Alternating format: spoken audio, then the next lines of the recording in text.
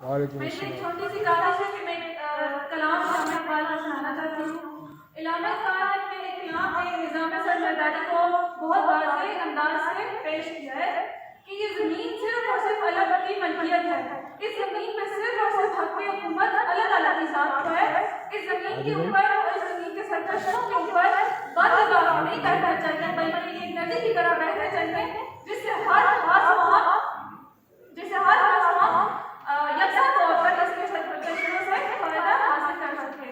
کلام کا آغاز کچھ اس طرح سے ہے کہ پالتا ہے بیج کو مٹی کی تاریکی میں کون، پالتا ہے بیج کو مٹی کی تاریکی میں کون دریاؤں کی موجوں سے اٹھاتا ہے سہارا، کون لایا کھینچ کر پچھم سے بات سازگار، خاک کس کی ہے کس کا ہے یہ نور آفتاب، کس نے بندی موتیوں سے ہوشے گندم کی جیب، موسموں کو کس نے سجائی ہے ہوئے انقلاب،